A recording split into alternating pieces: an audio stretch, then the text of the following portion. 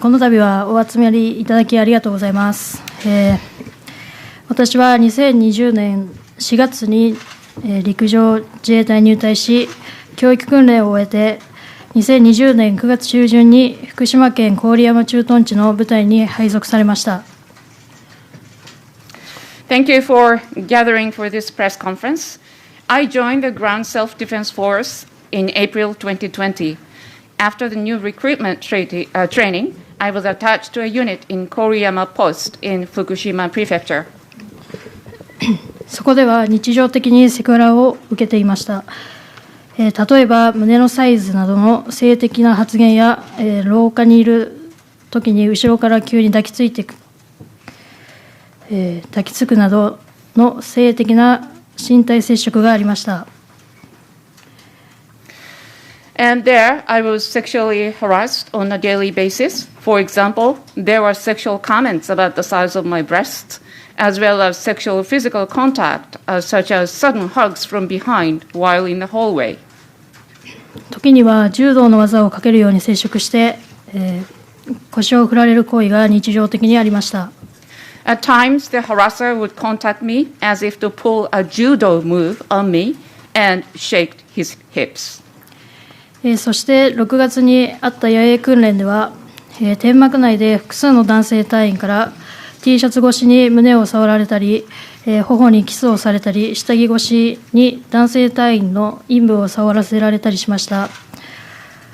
Then, during a camp training in June, I was touched on the chest through my T-shirt and kissed on the cheek by several male members in the tent, and I was forced to touch the pubic area of a male member through his underwear. その2ヶ月後の8月、北海道で約1ヶ月間の訓練があり、そこでセクハラを超えた性暴力を受けました。3人の男性隊員から1人ずつ格闘の技をかけられ、ベッドに押し倒されました。2 months later, in August, I was subject to sexual violence beyond harassment during a month-long training in Hokkaido, where I was wrestled by 3 members, one by one, and pushed down on the bed. 男性隊員は私に覆いかぶさり、股を広げて正常位のような体勢で何度も腰を振る行為をしてきました。同じ部屋にいた十数名の男性隊員が見ている中で、その行為が行われました。上司2名はその行為を見て笑っていました。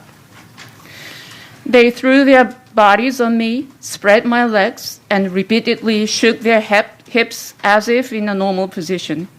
This was done while more than a dozen men in the same room were watching. The 2 supervisors watched and laughed at the act. その後、被害について自衛隊の総務人事課にあたる一課に報告しました。しかし、十数名の男性隊員がその場で見ていたのにもかかわらず、誰からも証言を得ることができませんでした。I then reported the damage to the Section 1 of the SDF in charge of General Affairs and Human Resources. However, we were unable to obtain testimonies from any of them, even though more than a dozen male members were there to watch. 自衛隊内の犯罪捜査をする警務隊に強制わいせつ罪として被害届を提出しましたが、不起訴処分の結果になりました。その後、検察審査会に不服申し立てをした結果、今年の9月に不起訴不当となり、再捜査されることになりました。現在、この再捜査中です。I filed a damage report to the Police Affairs Unit within the SDF, which is responsible for investigating crimes within the SDF, as a crime of indecent assault. But the case was not prosecuted. So subsequently, as a result of an appeal to the Committee for Inquest of Prosecution, the decision not to prosecute was found unjustifiable in September this year. So the case is currently under reinvestigation. 一方、防衛省と自衛隊は9月29日に被害の事実関係を認め謝罪しました。10月17日、加害行為をした男性隊員4名からも直接謝罪を受けました。Meanwhile, on September 29th, the Ministry of Defense and the Self-Defense Forces acknowledged the facts of the damage and apologized. And on October 17th, the 4 male members who committed the assault also apologized in person immediately afterwards. そして先週の12月15日、私に対する加害事実を認めた男性隊員5名が懲戒免職を受けました。他、適切に対応しなかった上司3名と性的な発言をした男性1名も処分を受けました。And last week on December 15th, 5 of the male members who admitted to assaulting me received a disciplinary discharge. In addition, 3 supervisors who did not respond appropriately and 1 male member who made sexually explicit comments were also disciplined.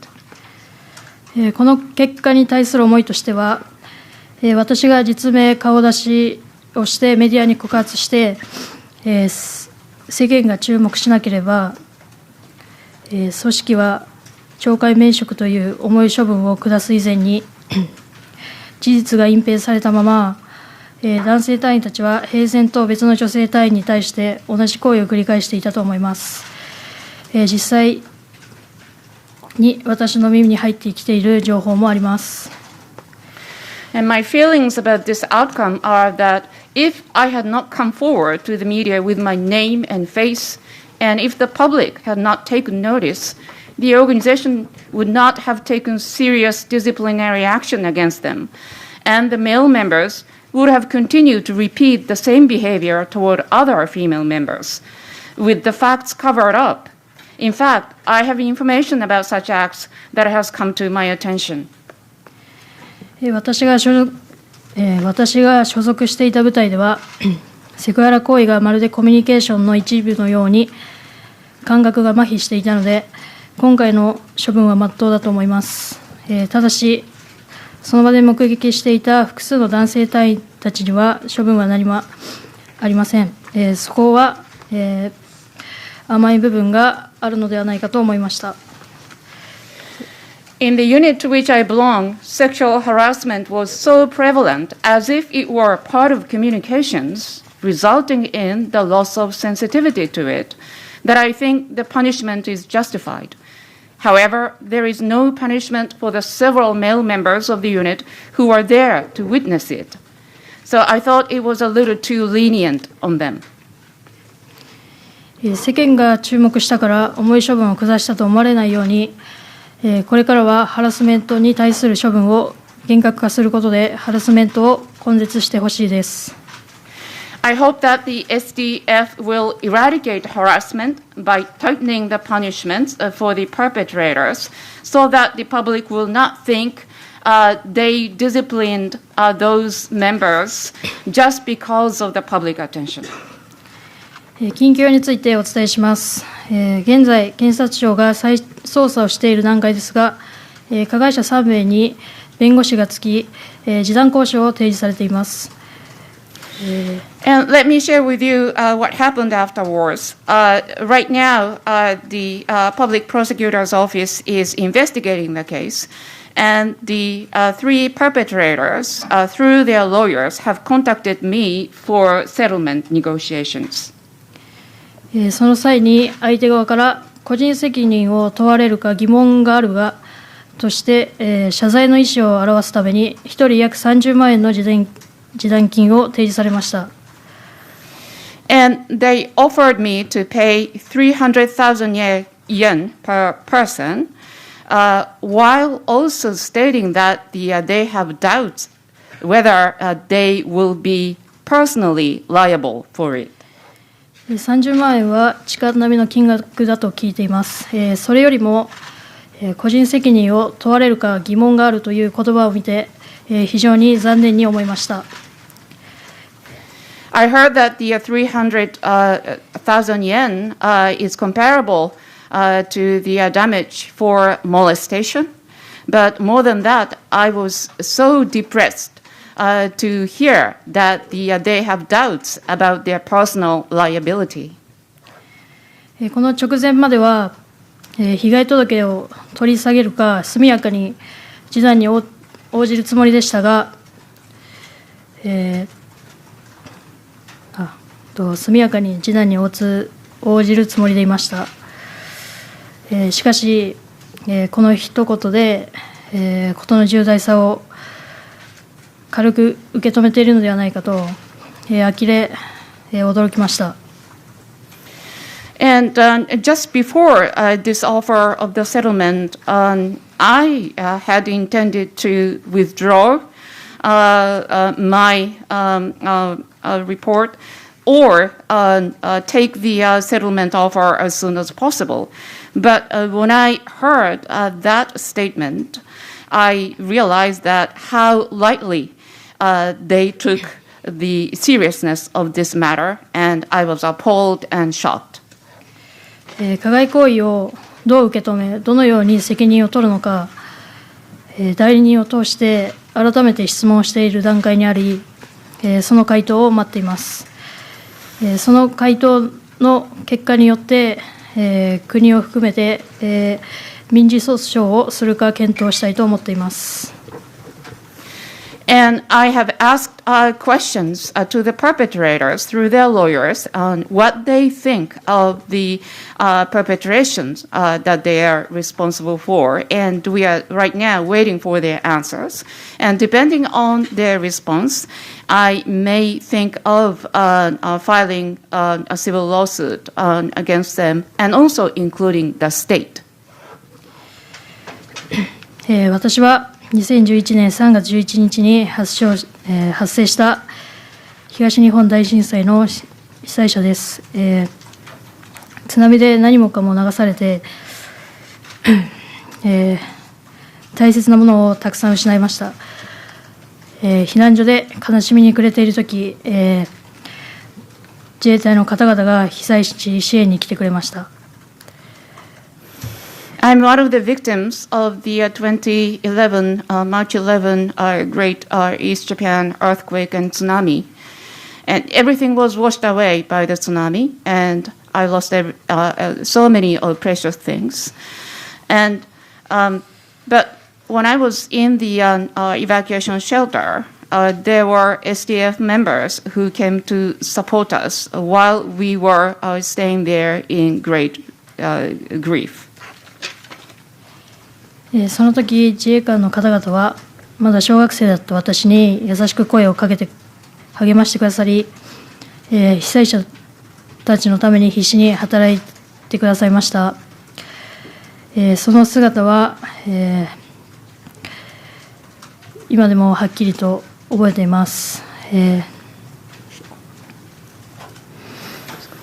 The members of the SDF who came to help us encouraged me, still an elementary school kid then, and they worked so hard in order to help all of us. And I still very clearly remember how they worked. 私はあの時に出会った自衛官のように、信頼され感謝されるような自衛官になりたいという志を持って、自衛官になりました。それがやっと2年前に叶い、今度は私が助ける場になったのだという使命感を抱いていました。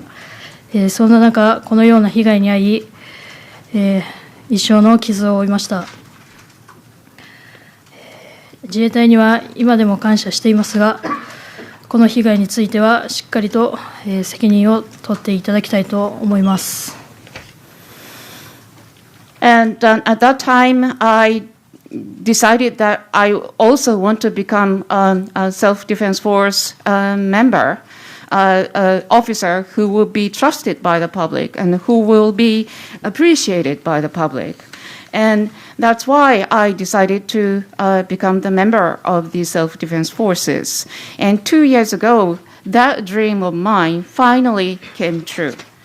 And I thought that it was now my turn to help others. And that was the mission that I thought that I would pursue in my career. However, because of this incident, that left me a permanent damage on me.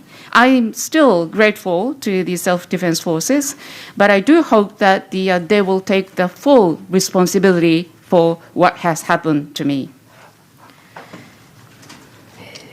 告発したことにより、世間に注目され、温かい言葉をいただくこともたくさんありましたが、一方でたくさんの誹謗中傷にもさらされています。ネット上での誹謗中傷については、被害届を出しています。現在捜査中です。以上になります。And after I came forward with this experience of mine, it got a lot of attention from many people, and many people actually gave me such encouraging words. But on the other hand, I was also subject to so many libels and slanders. And about the online libel, we have now filed a report of the damage, and now the case is pending for investigation. Thank you so very much, Ms. Konoe, for your courage in sharing your story. I would like to begin the Q&A by asking you a question which relates to what you just told us about the significant abuse that you have received online. If you were willing, would you please share with us what you thought about before you came forward with your name? If there was some kind of concern or worry that you had. In Japan, there's an expression, the nail that sticks up gets hammered down. And so I'm wondering what you were thinking about before you decided to come forward. 大変ご自分の経験について、勇気あるお話をいただきましてありがとうございます。これから質疑応答に入っていきますけれども、まず私から質問をさせていただきます。今、ネット上でのさまざまなその誹謗中傷についてお話をされました。実名で告発しようというふうに決心される前に、何かご不安、ご懸念などはなかったんでしょうか。日本では出る杭は打たれるということわざがありますけれども、告発される前はどのようにお考えだったんでしょうか。お聞かせください。はい、告発するにあたって、不安とかそういう要素は一切、あの頃はありませんでした。もう無我夢中で、事実をどう、伝えていくのかと、加害者からどう謝罪をしてもらえるのか、それだけを考えて、過ごしていました。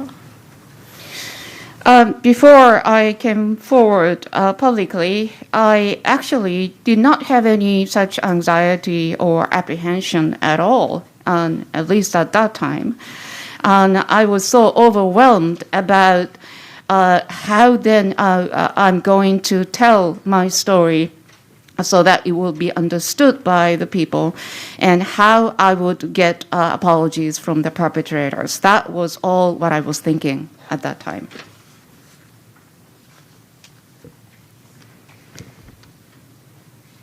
I would now like to open the floor to questions from our working press members. I'll begin first with a question that we received online.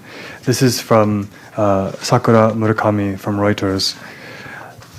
The Japanese government has said in its most recent defense strategy documents that it wants to recruit more women into the self-defense force as a way to counter the declining number of SDF members. Given your experience at the SDF, do you think that women will want to join the SDF, and why do you think so?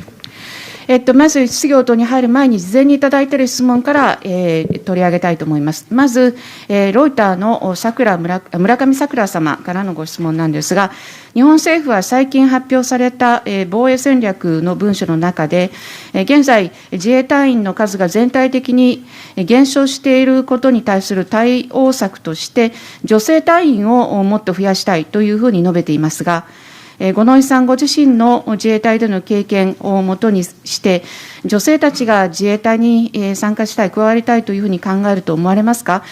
またそのお答えの理由も教えてください。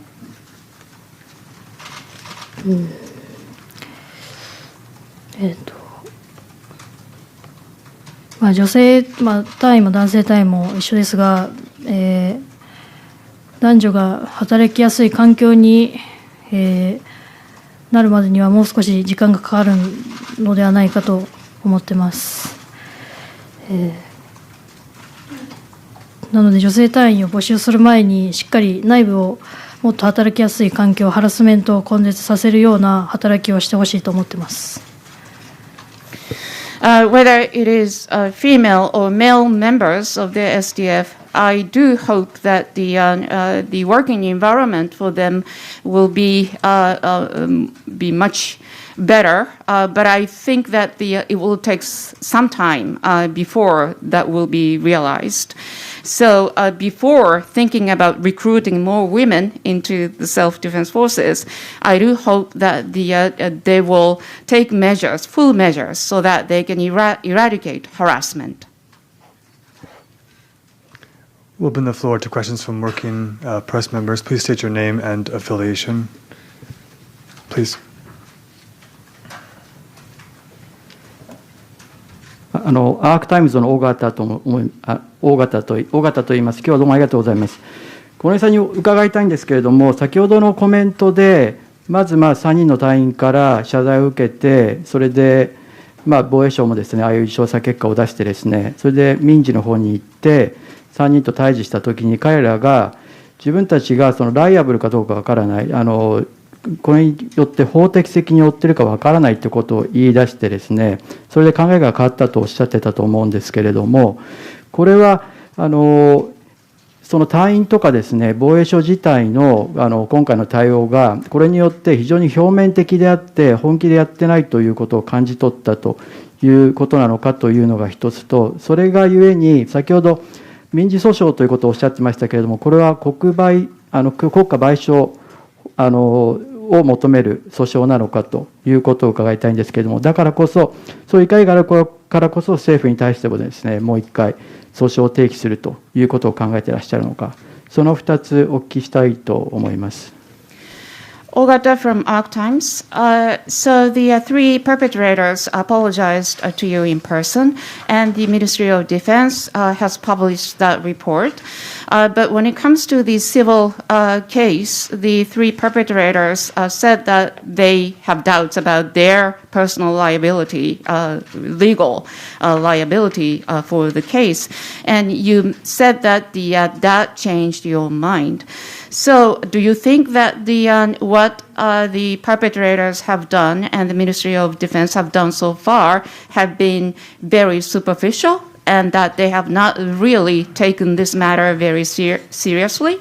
And my second question is that you refer to the possibility of filing a lawsuit against the state. Is it you are seeking damage under the Act concerning state liability for compensation?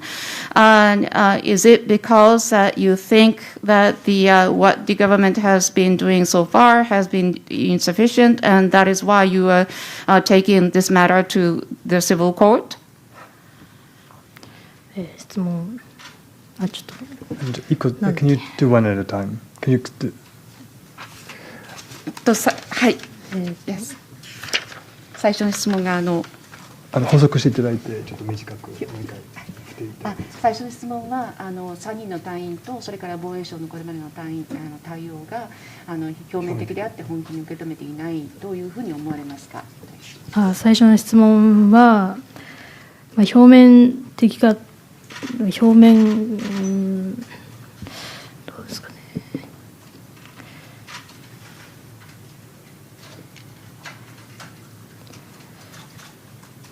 直接謝罪も受けていろいろ受けましたが、結果そういう、相手側の弁護士から、個人責任を問われるかどうか疑問があるっていう言葉がある以上は、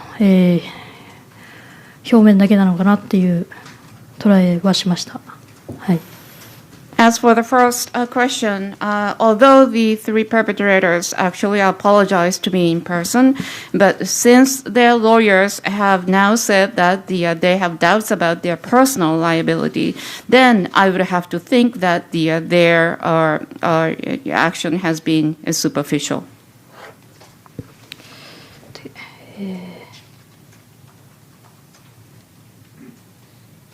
2番目が国賠訴訟なんですか？あ、そうですね。はい。As for the second question, yes, it is the lawsuit under the Act concerning state liability. I know. Can you use the microphone? その国賠訴訟にするのは、やっぱりその3人からですね、裁判になったらそういう表面的な対応が出てきて、それをもって、やっぱり国やその3人の人たちがやったことは、表面的だからやっぱり裁判できちんともう一回叩かなきゃいけないと思ったということですか。Because you think that since the three perpetrators and the attitudes of the state have been so superficial, that is why do you think that you need to bring this case to the court again for the liability of the state? Is that the reason why? その本当に金額よりもそういう一言でちょっと許しがたい部分がありまして、まだその決まったわけじゃないんですけど、今は相手側の弁護士が、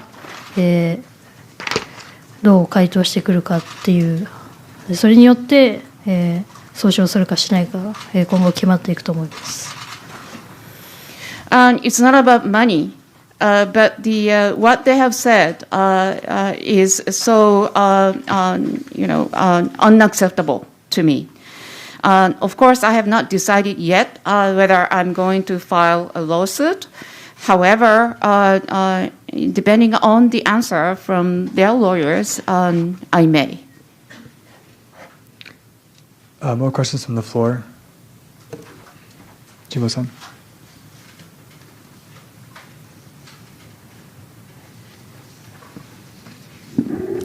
Thank you very much. Terry Jimbo with the Video News. I guess I'll ask questions in Japanese, if I may.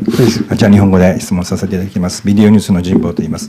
小野さんね、とにかくまずカミングアウトされたことの、勇気をですね、非常に称えたいと思います。ただ、これだけの被害をね、受けながら、その国賠にせよ、個人に対する損害賠償にせよ、逆にその躊躇される理由は何なのかと、当然やってしかるべきじゃないかというふうにことをされたと思うんですが、その言葉がなければそんな訴えるなんてことは考えてなかったっていうお話だったので、逆にその何がその実際に訴えることの躊躇させるのかで、同じくくりでですね、実際に今回そのような形でお名前とお顔を出されて告発をされてからですね、何か非常に小野さん自身にとって不都合なこと嫌がらせを受けるとか脅しを受けるとか、何でもいいんですけれども、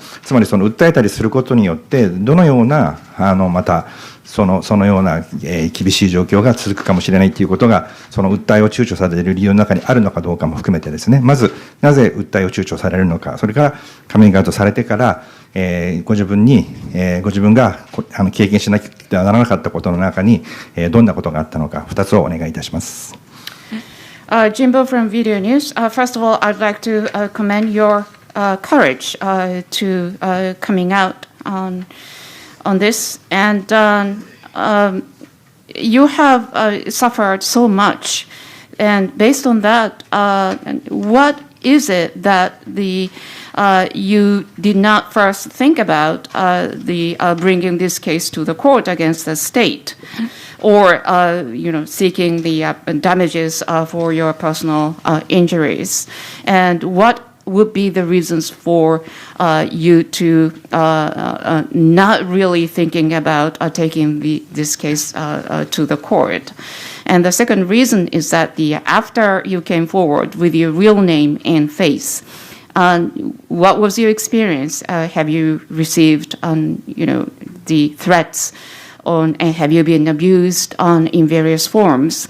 And I wonder whether those things that you may have experienced might also constitute the reasons why that you may not think that you would pursue the court case against the state.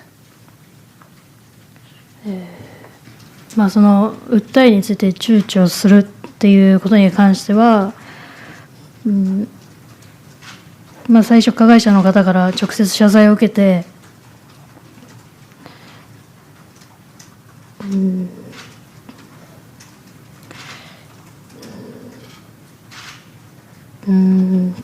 というかもともと戦う前に訴訟するっていう頭は考えというのはなかったので、もうひたすら事実を認めて、謝っていただきたいっていう思いで戦ってきたので、訴訟に関する考えはなかったんですけど、直接謝罪を受けて、反省しているのかとは思っていたんですが、示談交渉の時にそういう、反省していないような、言葉が書いてあったので、ここは、しっかりと責任を取っていただきたいなと思ってます。はい、About the reasons for the hesitation, actually, I did not think of bringing this case to court at all. All I was thinking about was that I would like the facts of my experience to be recognized and also get the apologies from the perpetrators. So I was not thinking of filing a lawsuit. However, after I was offered the apologies in person, but when it comes to the settlement negotiations, it seemed that they did not actually fully think that they were responsible, and I didn't see any feelings of remorse from their words. So I decided that I want them to be fully responsible for their acts.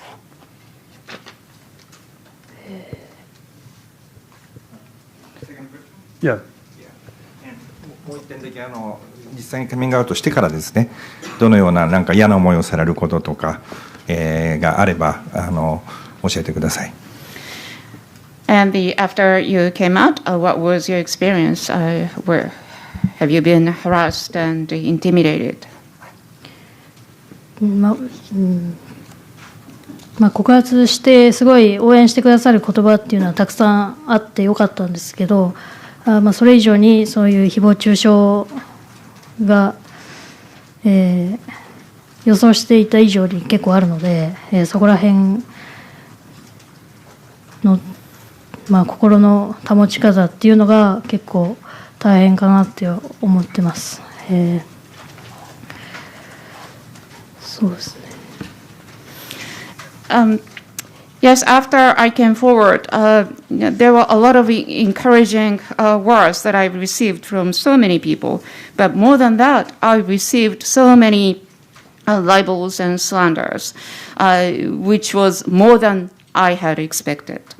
And so in such a situation, it has been a little bit difficult for me to mentally be healthy, to keep my mental state healthy.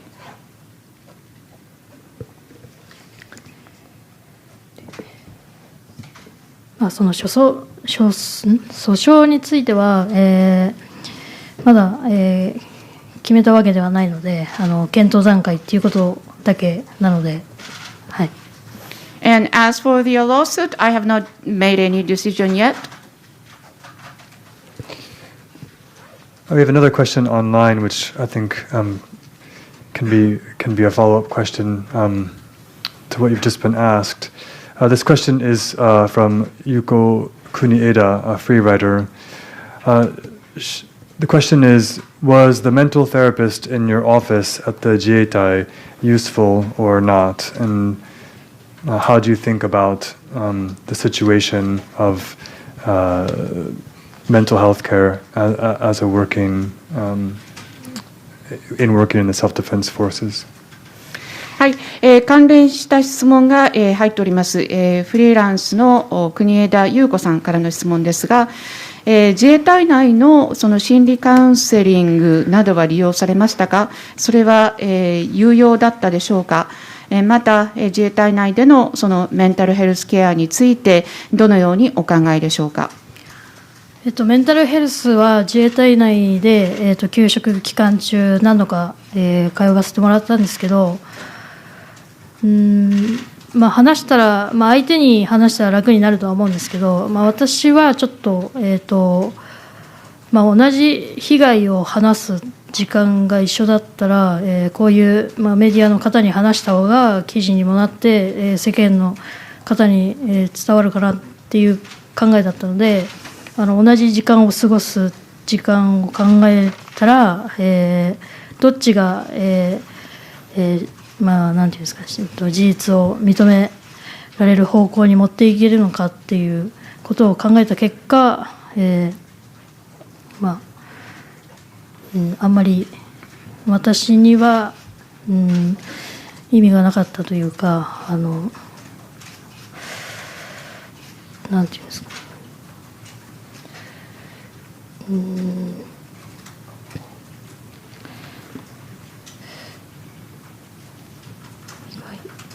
そうですね。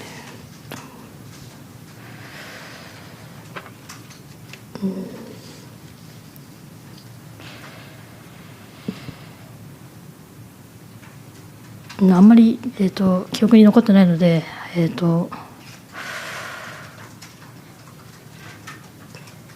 私としてはそんなにカウンセラーの方に聞いてもらって楽になったってわけではないですね。Yes. Yes, I did use the mental health counseling service of the self-defense forces while I was on a leave. But I thought that if I spend the same amount of time, I would rather talk to the media than talking to a therapist, because that would be more useful for the facts to be more widely recognized and understood by the general public. So I decided to rather talk to the media.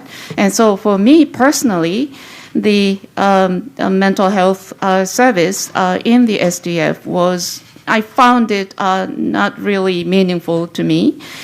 Actually, I don't have much memory about it. And so I think that I find it that rather not useful for me personally. ちょっと補足なんですけど、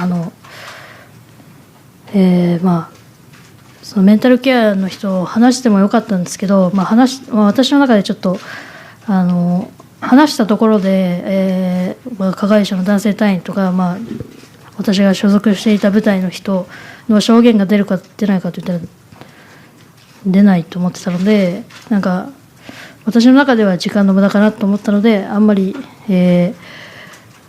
活用はしなかったです。Just to add, I may have felt, easier if I talked to the therapist about my experience.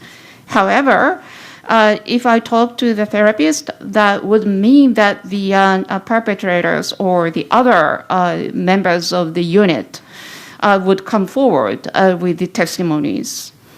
And I thought that it was a little bit of a waste of time for me talking to the therapist.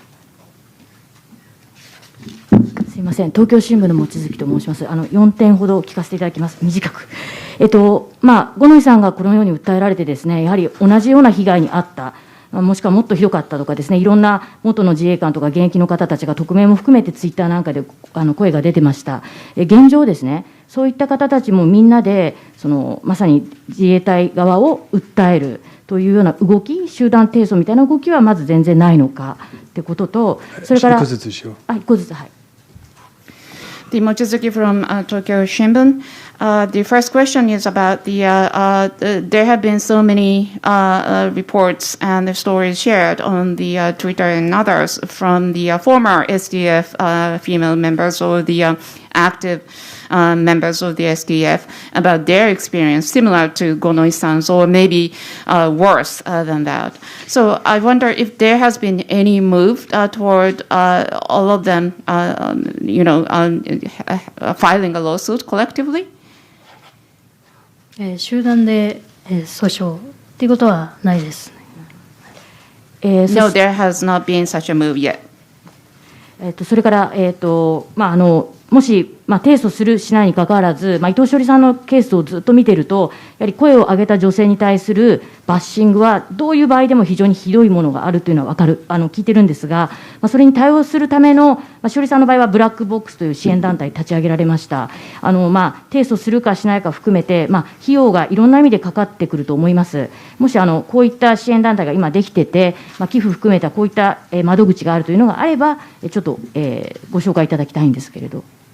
Second is that it has been the case with so many of the victims, including Ms. Shiori Ito in the past, who have been subject to heavy abuse after they came forward. And in case of Ito Shiori-san, she created an organization to support her called Black Box.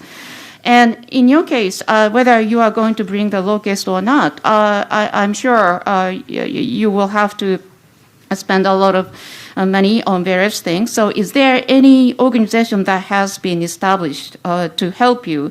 Or if so, can you share with us the information, including the possibility for making donations? そうですね。伊藤詩織さんのようななんていうんですか、支援団体です。そこはまだ全然何もないんですけど、まず訴訟をするかも今検討中で、本当に相手側の、弁護士からの回答書待ちで、判断したいと思ってます。No, in my case, there has not been any move to establish such a support organization. And as for the law case, again, we are still waiting for the answers from their lawyers and before making any decision. それはじゃあ、提訴すると、国を含めて提訴すると決めた場合は、何らかの団体を、立ち上げたい、もしくは支えたいという方は全国たくさんいると思うんですけれど、どなたかに託してそういうものができればなという思いはありますか？ So, just in case you are going to file a lawsuit against the state and others, and then are you going to, or do you want to establish such an organization to help you through this process? Because I'm sure there are so many people who want to help you around the country. ちょっとまだ何も考えてないんですけど、弁護士の方とちょっと相談して決めていきたいなと思ってます。I have not thought of it at all right now, but I would like to consult my lawyer. で、占領者ともまずで短く2つだけまとめて聞いちゃっていいですか？はい。1個ですね、だから個人的に問われるかは疑問だという弁護側の回答は、国側の訴訟代理人が言ったことなのか、それともその個人の30万支払いたいという、5人中3人ですか、そのうちの1人の方、個人の弁護士が言ってきたという理解ですね。わかりました。So just to confirm, the lawyers who said that the perpetrators have doubts about their personal liability, and that lawyers represent the perpetrators or the state, and the answer is they represent the perpetrators, individual, not the state. でラスト1です。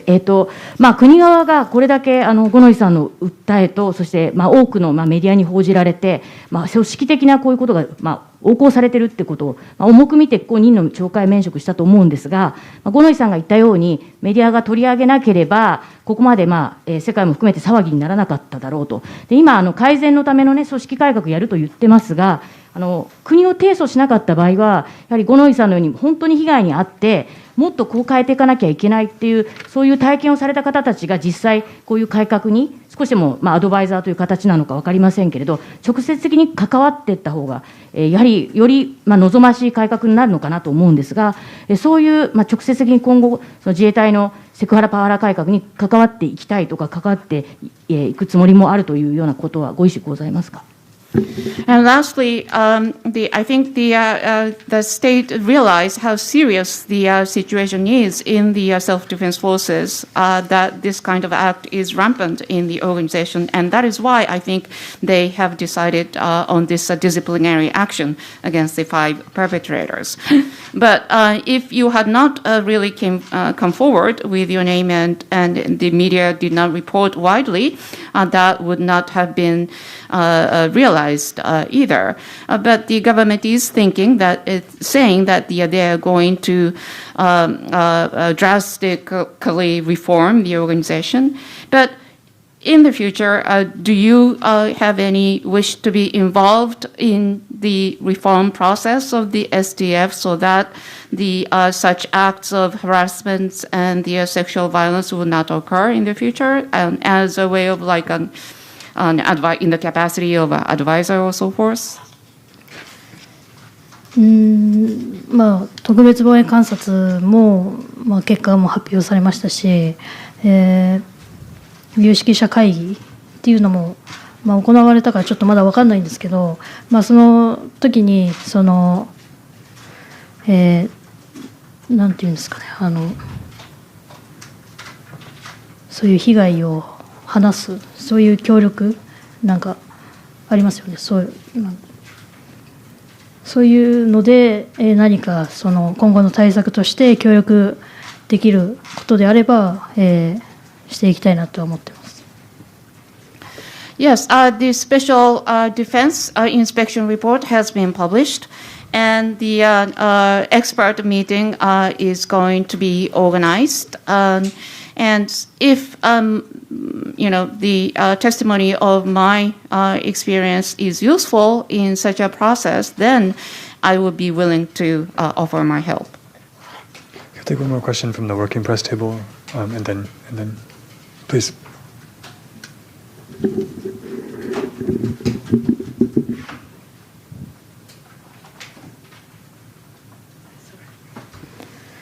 I'm Mariam Gucci with the Associated Press. 日本語で質問させていただきます。今日は辛い体験も含めていろいろお話しくださって本当にありがとうございました。それで、ちょっと比べるのは難しいかもしれないんですけども、その自衛隊というあんまり外からのその目が入らない組織特有の何かそのハラスメントに対する、特にセクハラに対する問題があったと思われますか。あるいは、そうであるならば女性隊員がその自衛隊の中でどのような存在として見られているか、男性からですね、何を一番問題だと感じられたかで、それを何を変えてもらいたいかということがあれば教えていただければと思います。The Yamaguchi from AP, and first of all, thank you for sharing your experience, which I'm sure must be very hard for you to do. And it may be a little bit difficult to compare, but do you think that there is something peculiar to the SDF when it comes to this kind of harassment or sexual harassment? Because it is not open to the outside world. It's a closed organization. And how the female members of the SDF are seen by their male counterparts? Are there anything particular about the SDF in that regard? 訓練とかは、全然男女平等で、やって欲しいっていうのはありますし、自分が、所属していた時も男女平等というか男女平等でやっていたんですけど、やっぱりそういう訓練が終わった後の、飲み会であったり、そういう、男性隊員十数名の中に女性隊員 1,2 名とか、そういう環境を作る、作るっていうのがちょっと改善していってほしいなって思ってますね。Yeah, in terms of training, I think both men and women were treated equally. And then in the case of my unit, we were treated equally as compared to my male counterparts. But after the training is over, such as over some drinks, there were occasions where there were about a dozen or so male members and then one or two female members. And I hope that such a situation should be remedied or improved. Such an environment should not happen, I think. やっぱり山の訓練とかで結構そういうハラスメントというか、性被害とかそういう、パワハラもそうですけどが多いっていうのがあるので、天幕内にカメラをつけるとかそういう対策を取っていった方がいいんじゃないかっていうのは思いますね。はい。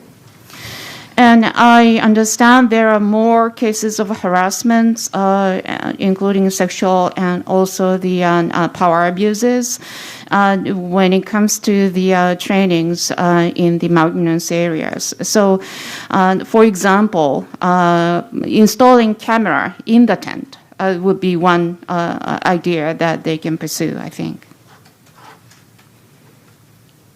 We are reaching the end of the time, but there's still much interest in in hearing from you. So if we could ask Ms. Konoe, would you be willing to stay with us for a few more minutes? もうお時間近づいているんですが、まだ大変多くの方が関心を持っていらっしゃいますので、もう少し伸びてもよろしいでしょうか。Yes. 日経アジアの今橋と申します。本日は勇気あるお話をありがとうございました。最初の質問にもあった国家安全保障戦略の中で、国はハラスメントを一切許容しない組織環境を整備すると示しました。この表明を五ノ井さんはどう受け止めになられましたか。また、自衛隊が心理的安全性の高い職場になるためには、どういうことが必要だと思われますか。お願いいたします。This is from Nikkei Asia. In the government's new defense strategy, it has a line saying it will not tolerate harassment in any form. And what do you think of this? And what more do you think the SDF needs to do to convince young to create such a safe environment to work in the self-defense forces?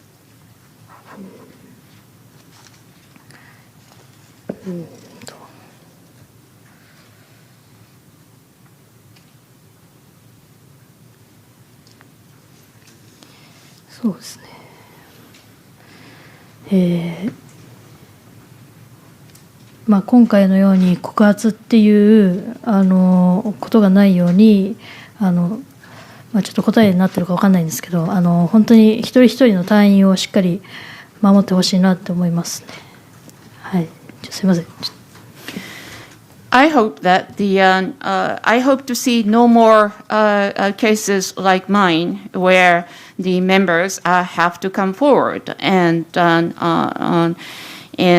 prosecute the harassment cases. And I hope that the self-defense forces will protect each one of the members in the future.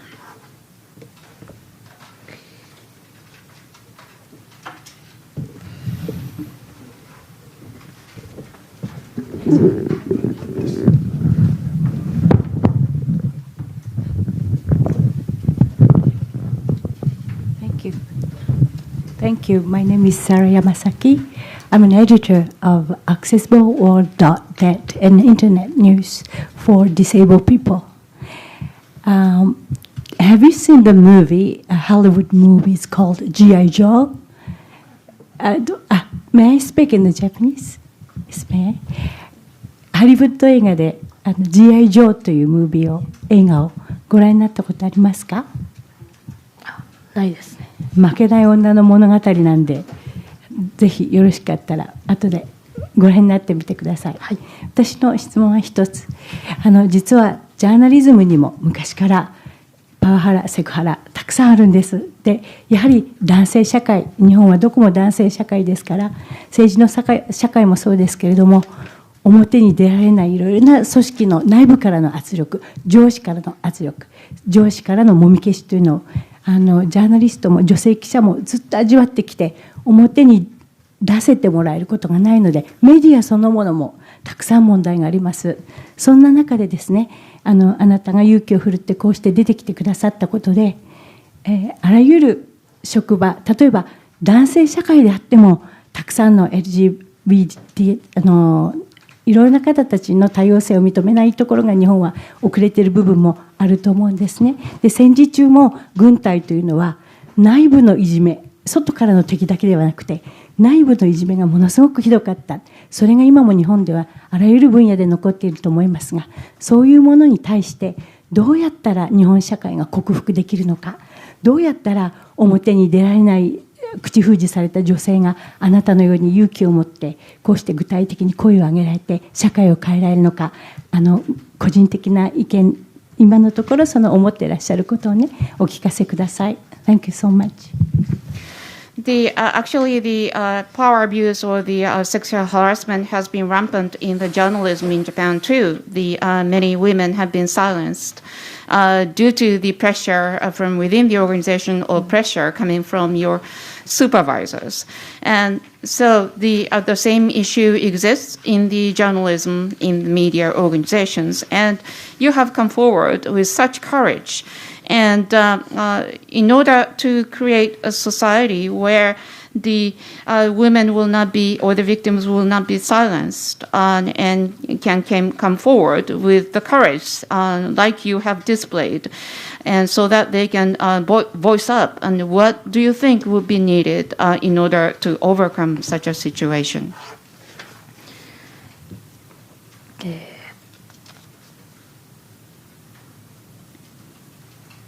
日本がいろいろな面で遅れてるっていうのは、私も感じてますけど、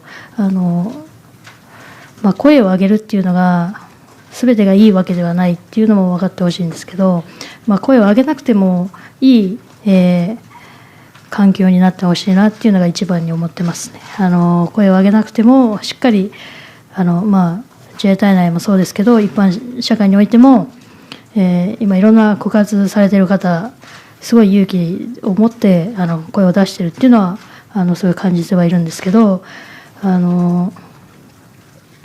声を上げられない人っていうのが世の中にはたくさんいるっていうのが現実なので、そこを上げなくても解決されるように、今後世の中がもっといい方向に動いてほしいなっていうのは思っていますね。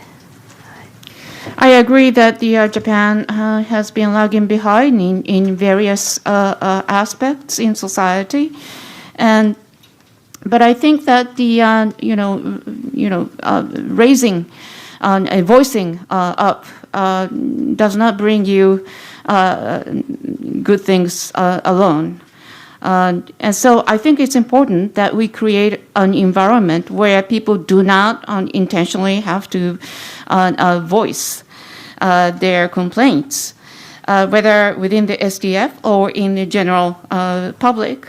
Many people have come forward and courageously denounced the acts and the victimization they had to suffer. But there are so many people who cannot really come forward with such voice. So I do hope that Japan will go into the direction where people do not really have to come forward in order to redress their victimization.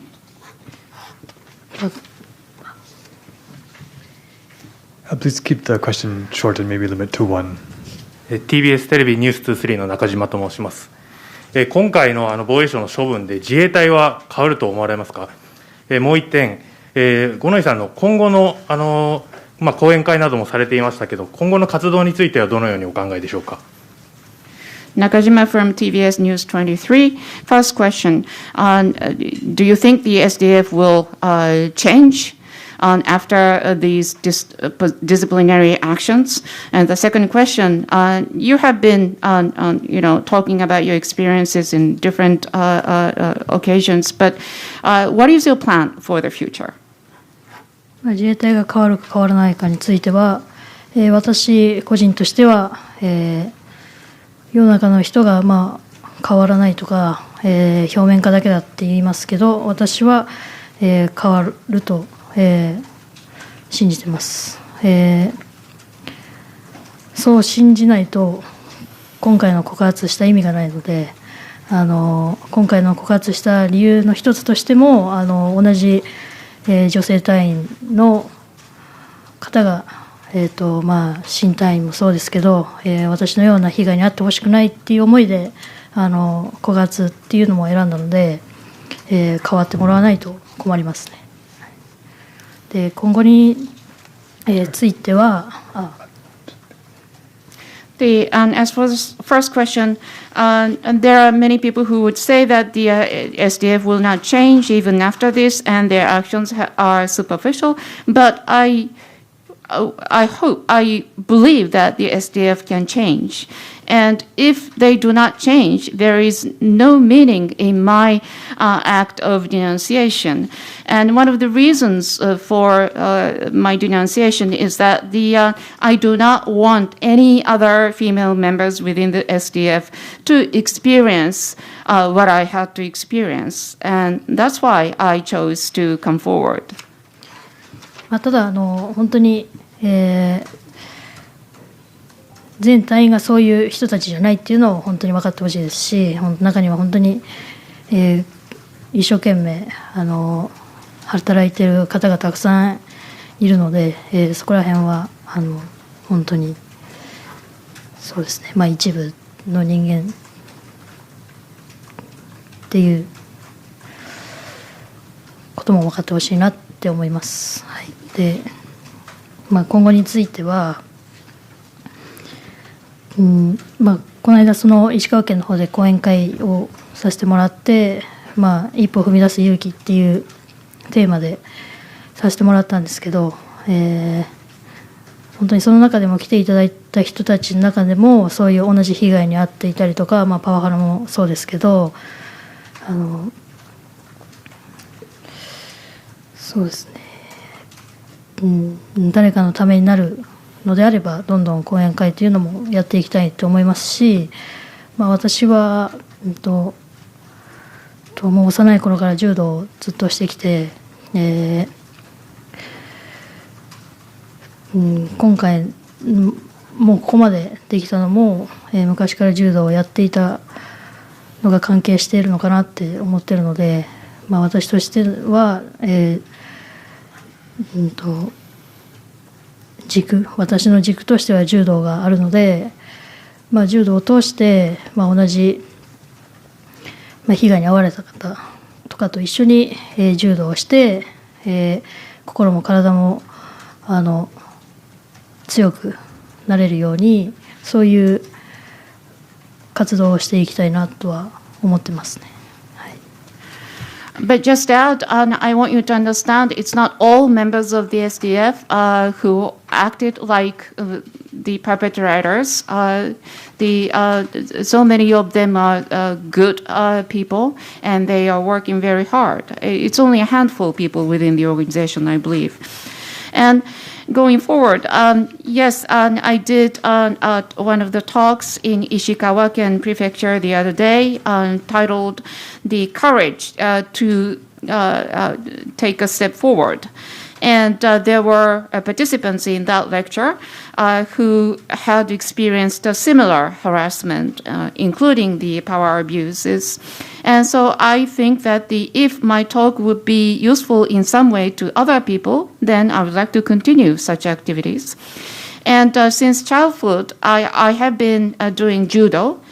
And I think it's thanks to judo that I have been able to withstand various pressures ever since I came forward with this case.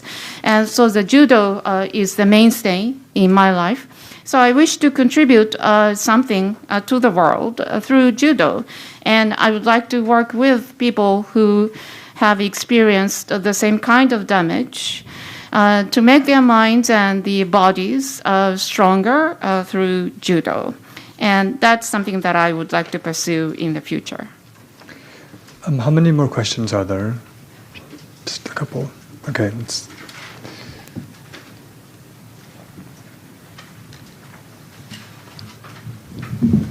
NHK の小林と申します。2点質問があります。1点は先日、特別防衛監察に1400人の声があったという結果が発表されました。でその中で、3割がこれまで部隊に相談できなかったですとか、また3割が相談しても対応が不十分に終わってしまったという声がありましたが、この結果をどう受け止めましたかというのがまず1点です。でもう1点は、もともと被害について繰り返しお話しするというのはもう12月までにしたいということだったかと思います。日本では性被害を告発したりすると、ずっと被害者としてのレッテルが貼られてしまうというところもあるかと思うんですが、被害者としてではなくて、五ノ井さんの人生としてどういう生き方をこれから見せていきたいと思っていますか。Kobayashi from NHK. My first question is about this report of this special defense inspection, under which 1,400 responses were submitted, and 30% of them said they did not consult anyone within the organization about their harassment cases, and 30% said that they did consult the organization. However, the response from the organization was inappropriate or inadequate. And what do you think about that? And the second question is that you once said that you will continue to talk about your experience repeatedly, but only until December. And in Japan, those who came forward with their experience of sexual violence or sexual harassment tend to be labeled as victims. But going forward, what is your plan to live your life not as a victim, but how? 特別防衛監察がその被害の申告が1414件あったっていうのを見て、率直に私が思ったのは正直こんなに少ないのかなと疑問には思いました。申告制でその中身も詳しく記入しなければいけないっていうのと、声を上げたくても上げられなかった人がいると思っています。その私の元にもそういう声を上げたくても、バレるのが怖くて上げれなかったり、上司の方からの圧があるっていうのを、結構多数、連絡が来ている状態なので、そうですね、もうちょっとその申告制の方針というか方法をもうちょっと声を上げやすいように変えてほしいなっていうのは思いますし、そのただ件数を把握するだけではなくて、被害者がその退職に追い込まれることがないように、具体的な解決策っていうのをしてほしいなって思ってますね。一応その私の事件の件は処分が下りた時点で、公務災害っていうのは認定はされました。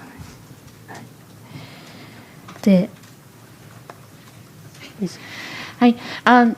And I frankly wondered if the number, which is 1,414 cases, was dismal. I think there are people who wanted to raise their voices but could not because of the reporting system itself, and that the need to fill in detailed information. And I have received many comments from some victims. There are people who are unafraid of being found out, or who cannot speak up due to the pressure coming from their bosses. And so I do hope that the system itself it will be changed so that it would be easier for the people to report their experiences. And I would like the SDF to not only take a look at the number of cases, but also take steps with concrete solutions so that victims are not forced to resign from their job. And in my case was recognized as an injury in the line of duty when disciplinary action was taken against the perpetrators. でその被害者としてではなくその五ノ井里奈として生きていくっていう中で、まだ戦いは続きますがこれはこれで、しっかりと自分の人生は自分の人生で歩んでいくつもりです。そうですね、先ほども、お伝えした通りその柔道を通して、何か世間に貢献できるようなことをしていきたいと思いますし、同じ、悩んでる人とか苦しい人が柔道を通して、心も体も強くなったりとかそういうのを一緒に携わっていけたらなと思いますし、あとは、人を笑わせることが好きなので、どんどん自分らしく楽しく生きていきたいなと思っています。As for the second question on how I will live my life, not as a victim, well, the struggle continues, but it is my life. And so I want to stay positive and strong. And as I said, judo is my mainstay. So through judo, I want to contribute to society. So I want to make the bodies and the minds of those people who have suffered like me stronger. And I also like to make people laugh. So I will live my life cheerfully too. I think this is a good place to stop. We understand from Gonoi-san's team that she has some other appointments this afternoon, and so we are going to end the press conference here. But please do come forward with your business card if you have further questions, and her team will try to arrange a time for you to speak with her. As is our tradition here, we would like to offer you a 1-year honorary membership to the FCCJ. お時間もありますので、この辺りにしたいと思います。どうぞ他の方々、名刺を置いていってくださればと思います。で、ここで、お礼の感謝の意味を込めまして、1年間の外国特派員協会の名誉会員証を五ノ井さんに授与したいと思います。Thank you very much for joining us today. 今日はありがとうございました。ありがとうございました。